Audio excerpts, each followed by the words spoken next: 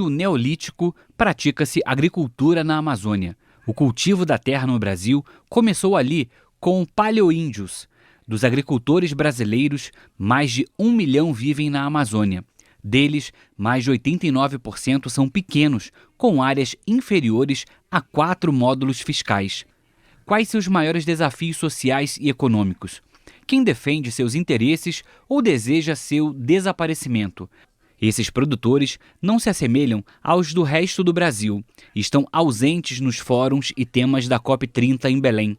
Sem direitos, eles são uma espécie ameaçada de extinção. E sem eles, a Amazônia passará ainda mais fome. Existem 748 cidades nos 551 municípios do bioma Amazônia. São 30 milhões de habitantes. Quem lhes fornece frutas, leite, hortaliças, café, arroz, feijão, milho, mandioca, carne, ovos e outros alimentos são os agricultores distribuídos pela Amazônia. Não há como trazer de outras regiões. Custos e logística são proibitivos. Negar isso é sabotar a Amazônia. O eugenismo ambientalista, em sua sanha de desantropizar a Amazônia, atingiu intensidade nunca vista, com o apoio armado de órgãos públicos. Milhares de pequenos agricultores e pecuaristas são vitimados por embargos remotos decretados a partir de imagens de satélite, nos quais é difícil individualizar o pretenso infrator. Moradores são expulsos. Suas casas, currais e bens são destruídos sem direito à prévia defesa, inclusive de áreas sobre as quais há pretensão de extensão de terras indígenas ainda não homologadas. Sobre essa temática, o pesquisador Evaristo de Miranda conversa com Jorge Gonçalves de Souza, zootecnista. Ele foi vice-prefeito do município de Altamira, no Pará, presidiu a Associação Comercial de Altamira e hoje é o presidente do Sindicato Rural de Altamira, o Ciralta. Olá, bem-vindos ao Brasil Verde, um programa dedicado à sustentabilidade da agropecuária brasileira. E a agropecuária brasileira está presente na Amazônia. Há séculos ela está presente na Amazônia. Muita gente imagina a Amazônia como uma grande floresta vazia, não é? Mas isso é uma grande ilusão. Não é? Na realidade, na Amazônia, existem mais de 750 cidades. 750 cidades. Não é? E lá na Amazônia vivem cerca de 30 milhões de pessoas. Pessoas que precisam comer frutas, arroz, feijão, leite, carne, café, etc. E quem responde, atende, não é, a esse mercado local, devido inclusive aos problemas logísticos, são os agricultores da região.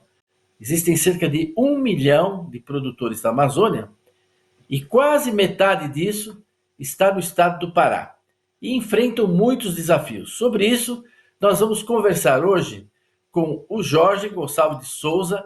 Ele é presidente do Sindicato dos Produtores Rurais lá de Altamira, no estado do Pará. Bem-vindo ao Brasil Verde, Jorge.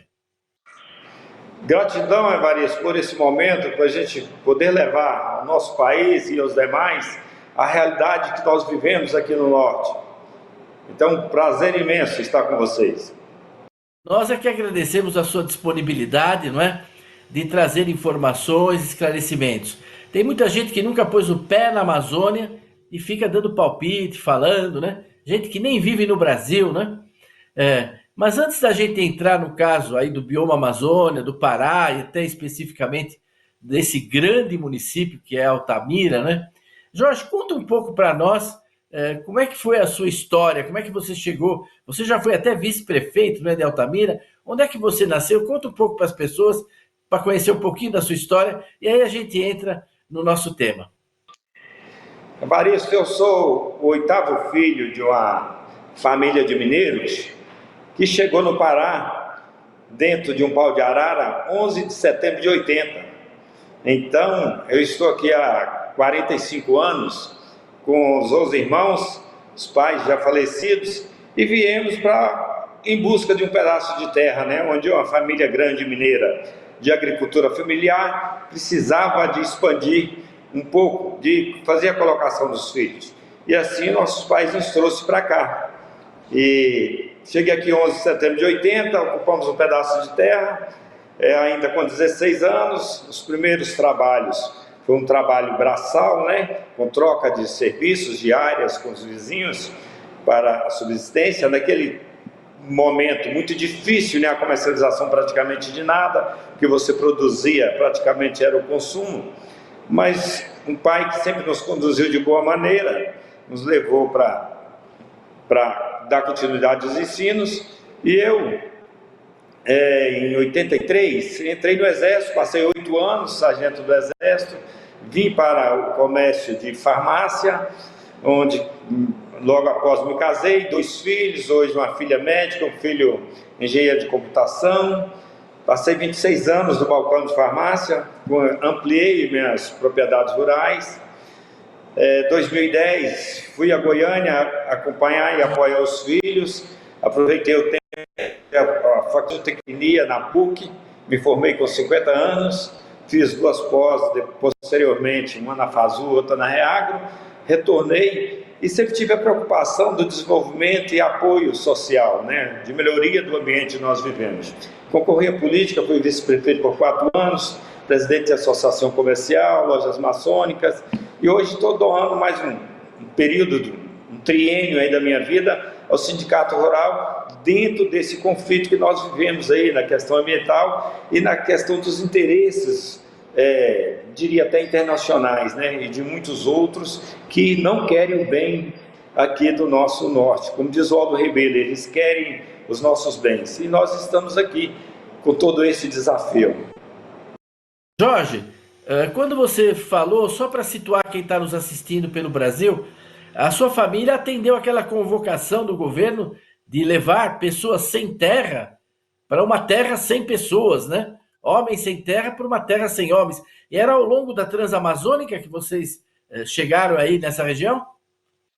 Isso, nós estamos 10 anos após o assentamento feito pelo governo Médici, né? Que tinha esse slogan. Nós chegamos logo após 10 anos, as terras nossas já não foram mais doadas pelo INCRA, já tinha passado essa fase de doação.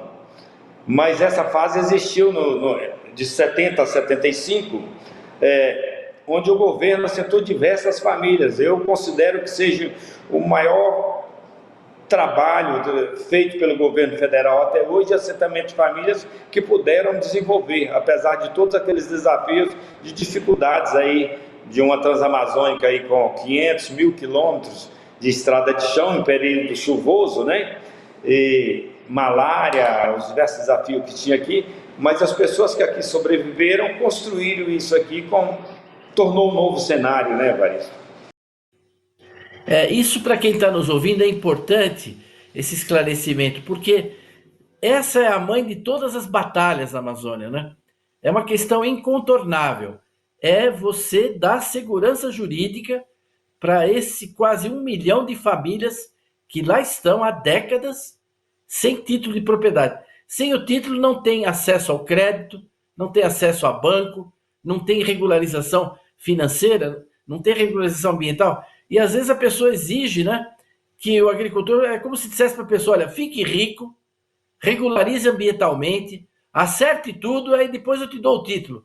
Tem que ser o contrário, né? A pessoa está no fundo do buraco, precisa de ajuda, começa com a regularização fundiária, para que depois todo o resto das regularizações possam acontecer, né?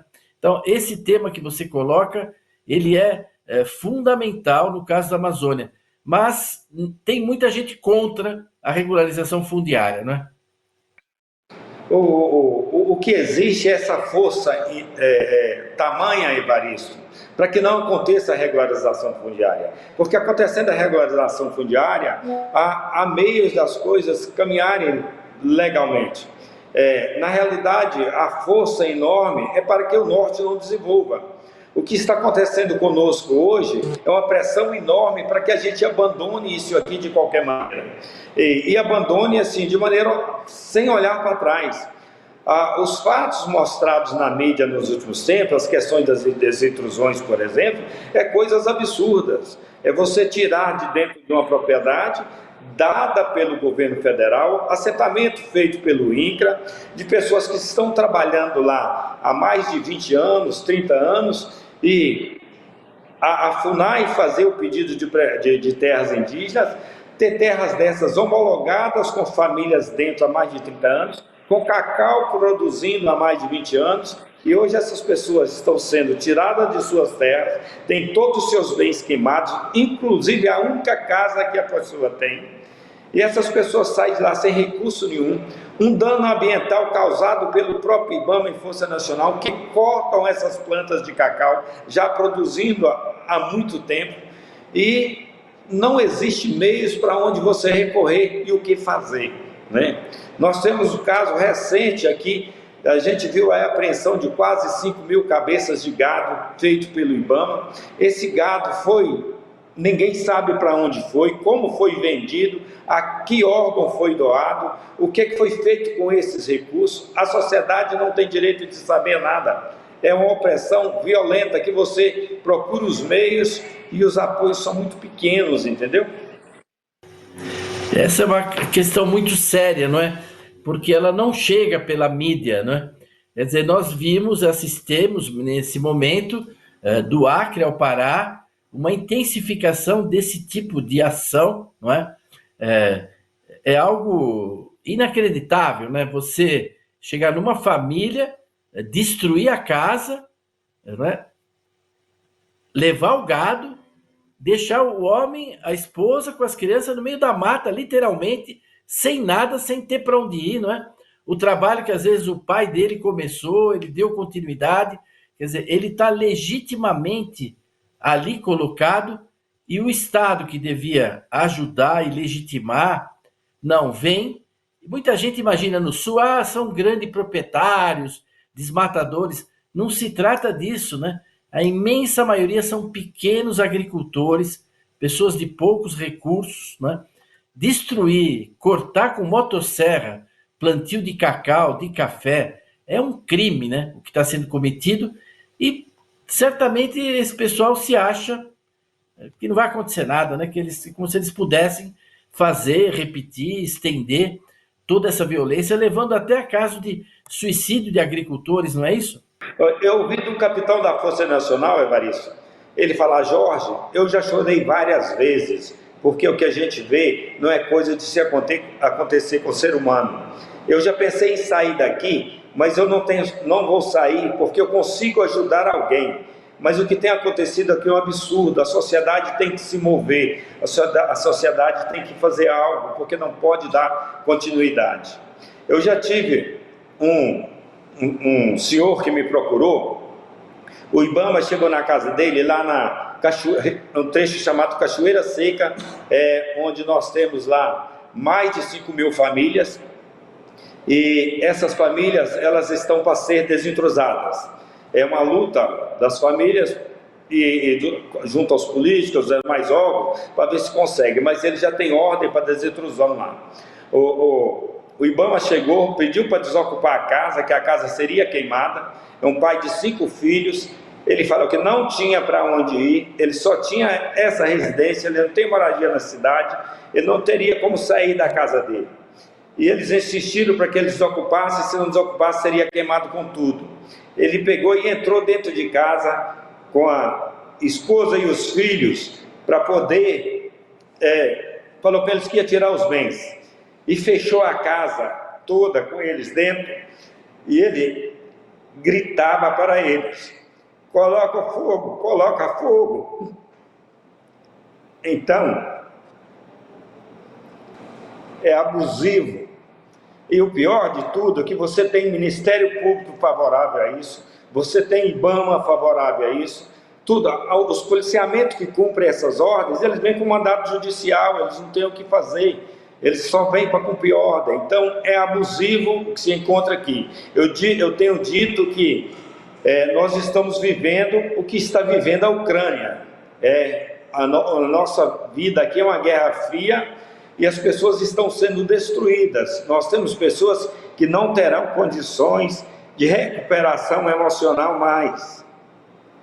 Não se fala nem de bens, de parte financeira, é parte de dar sequência à vida. Jorge, é muito forte o que você acabou de nos colocar. Nós vamos fazer um intervalo, respirar um pouco e vamos continuar essa conversa na segunda parte do nosso programa. Vamos parar um minutinho e a gente já volta nessa entrevista com o Jorge Gonçalves, lá do Sindicato dos Produtores Rurais de Altamira. Até já!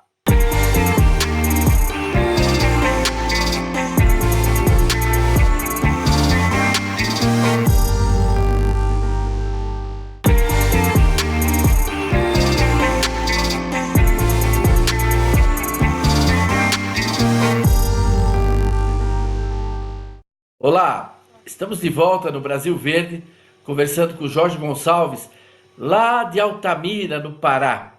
E na primeira parte desse programa, ele nos colocou o drama, né, que está sendo vivido pelos agricultores, que estão há dezenas de anos em assentamentos e que estão perdendo os seus direitos legítimos pelas ações do IBAMA, de ICMBio, não é, que queimam as casas, expulsam as famílias que não têm onde ir. Contou casos aí dramáticos, e esse é um fenômeno que está ocorrendo de uma forma intensificada nos últimos meses em toda a parte sul da Amazônia, do Acre até o Pará.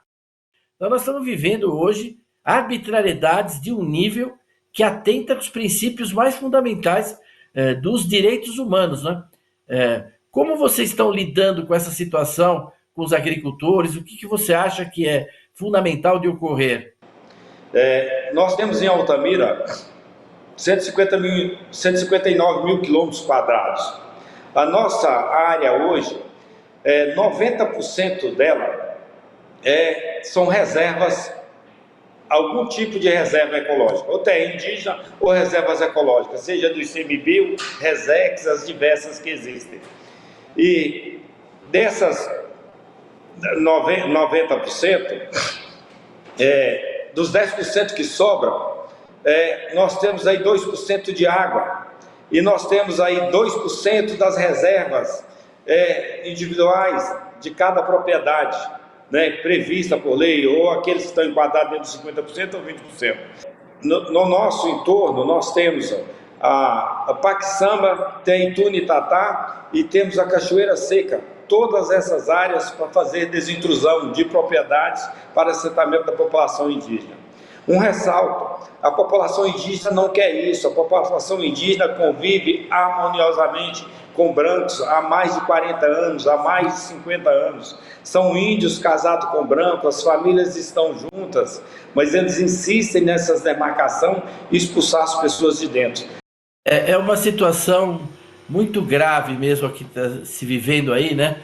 É uma espécie de eugenismo, né, ambientalista, né, onde você quer eliminar, né, da sociedade os agricultores, né? Quer eliminar da região a agricultura. Ora, a posse brasileira da Amazônia é dada por essa presença humana ativa, não é? E mais ainda, destruindo toda uma construção de riqueza que foi feita aí na região. Eu acho que nós temos que continuar esse trabalho de informação para a opinião pública. Essas coisas têm que ser levadas para a COP, não é? Para essa COP 30, tem que se tomar conhecimento disso, né? De como atua nesse momento, parte pelo menos do que são as autoridades, né? Porque a autoridade quer dizer autor, a autoria. Eles são os autores disso, eles são os responsáveis por isso, né? E é impressionante a interveniência federal, né, sobre um estado, né? Ou pior ainda, sobre um município, né? Um município do qual vocês já retiraram, quer dizer, a federação já retirou dos munícipes 90% do território e quer retirar ainda mais, né? Então existe mesmo claramente ações que convergem para eliminar o agricultor, eliminar o desenvolvimento econômico tão necessário, né? Quer dizer, não chega ajuda para a saúde, não chega ajuda para a escola, para as crianças, não chega ajuda para o transporte, mas os meios alocados para combater os agricultores, como se criminosos fossem, são enormes, né? É uma desproporcionalidade entre o que o Estado faz, não é, pela população, para suas necessidades, e o que o Estado aloca de recursos para combater esses agricultores como se eles fossem criminosos, né? Nós temos, para você ter uma ideia, Evaristo, nós chegamos a ter assim, frotas de 5 helicópteros voando, tudo no mesmo dia, só para combater e impedir que o produtor trabalhe. Nós temos, se você ver a quantidade de viaturas de Força Nacional e de IBAMA, também, só caminhonetes para que façam isso. Eles têm já usado uma estratégia com os indígenas. Nós tínhamos aqui 34 aldeias indígenas nos territórios. Hoje são mais de 200 aldeias indígenas. Porque o que eles estão fazendo? Eles estão pegando essas famílias e dividindo, mudando elas de local, e cada família dessa que ocupa a frente, eles criam uma nova aldeia. E isso tudo com o objetivo de fazer ocupar as áreas independente da maneira como os próprios indígenas vão passar a viverem, que era acostumado viver aldeados em grandes grupos. Eles estão levando eles para grupos pequenos, para ocupar outras áreas. E como que consegue isso? Ofertando, fazendo troca, oferecendo voadeiras, motosserra, uma série de ofertas para que os indígenas já aceitam isso. Alguns aceitam, né, ou fazem por serem corrompidos por aquele bem, né? Não é o interesse deles em fazer isso, mas conseguem fazer essas fatias e multiplicar esse número de aldeias só com o objetivo de, não sei, causar impacto, fazer a ocupação, expulsar as pessoas que trabalham nos locais. Graças a Deus que nós nunca tivemos atrito com os indígenas. Toda a população de produtores, toda a população, você não vê uma reportagem que há atrito de índios e brancos dentro das diversas áreas. Mas em si as ONGs, conduzida pelo Ministério Público e diversos outros organismos, que traz tudo isso que é mostrado à mídia. Jorge, nós estamos caminhando aqui para o final do nosso programa e eu gostaria de passar a palavra para você deixar uma mensagem, não é, da situação que vocês estão vivendo. Recebam a nossa solidariedade de quem lida com o campo, trabalha no campo, mas eu deixo com você a palavra para você fazer as considerações que vocês acharem pertinentes aqui no final desse programa. O que nós gostaríamos de dirigir ao público brasileiro, que não acreditem em tudo aquilo que se vê, aquilo que se mostra lá fora, porque a verdade do norte ela é muito pouco levada lá fora. Nós fomos a população do norte, ela é uma população de imigrantes de todos os recantos do nosso país. Nós temos aqui todos os estados. Essa miscigenação constrói aqui uma cultura junto com os povos tradicionais, com os indígenas que estão aqui, todos convivem muito bem. Nunca, como já disse, nunca foi mostrado, nunca houve um atrito entre brancos e índios. E a gente faz aqui sim a sustentabilidade. Nós temos a preocupação imensa com preservação, nós temos também a preocupação com preservação da humanidade. Nós produzimos aqui o melhor cacau ganho em todos os concursos internacionais, as melhores amêndoas dentro da Europa. As pessoas fazem isso com bastante dignidade. Nós fazemos aqui os arranjos florestais para que nós possamos manter, sim, a biodiversidade viva, inteira, intacta, entendeu? Nós mantemos as reservas de nossas propriedades, nós fazemos os diversos treinamentos para que os nossos produtores possam estar cada dia mais qualificados e produzir com responsabilidade. Então, nós precisamos que a gente se una na verdade do nosso país e que a gente continue a produzir e trazer dias melhores para a nossa população. E fazer o convite para que venha nos conhecer, passe, ver a diferença que existe do país, do estado do norte, dos estados do norte, ao sul e sudeste. Só falta em si a infraestrutura de qualidade de vida para a gente. Mas dentro de todas as dificuldades que a gente está aqui, a gente tem humanismo, a gente tem calor humano, a gente tem receptividade, a gente tem respeito, para que em si o povo do norte e o povo brasileiro se tornem um só, com um só objetivo: desenvolver o nosso país cada dia melhor para que todos possam viver com a palavra tão dita que é sustentabilidade. Mas a gente tem dito, Evaristo, que preservar, viver do extrativismo, ele não traz sustentabilidade, porque ele não permite o desenvolvimento das pessoas com o extrativismo. O extrativismo não dá sustento alimentar para as famílias, para que eles possam se desenvolver e ter dias melhores. Então é preciso que nós tenhamos nesse tripé a responsabilidade de ambas as partes, o respeito em ambas as partes, e sim, a gente tem harmonia de desenvolvimento.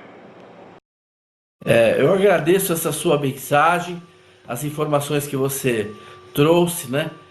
O Brasil vive mesmo um período difícil, mas o diálogo é fundamental, né? As pessoas têm que dialogar, têm que conhecer a realidade, não é? Isso daí não caiu do céu, não é? Como você disse, não é o exemplo errado de um que vai contaminar todo mundo, né? Se tem uma laranja podre num cesto, você tem que tirar essa laranja e não jogar o cesto inteiro fora, não é? Então, assim, hoje está se generalizando e até tomando pretexto disso para atingir pessoas inocentes, né? Famílias inocentes, levando à morte até de pessoas, né? Então é muito dramática essa situação, muito mais do que ela vem sendo mostrada. Eu agradeço muito sua participação, Jorge. Espero que a gente tenha ocasião ainda de voltar a conversar com outras pessoas aí da região. Parabéns pelo trabalho dos agricultores, sobretudo na produção de cacau, não é? Vocês têm se destacado mesmo nisso, né? Antigamente a Bahia tinha esse destaque, hoje esse destaque está aí no estado do Pará. Mas para continuar produzindo alimento de qualidade, com sustentabilidade, é preciso segurança jurídica, é preciso respeito aos direitos humanos. Agradeço sua participação, agradeço a todos que nos acompanharam até agora aqui no Brasil Verde e queria convidá-los a estarem de novo a semana que vem conosco para conhecer mais um pedacinho, né, dessa realidade brasileira que nem sempre chega a cada um de nós. Um abraço e até lá!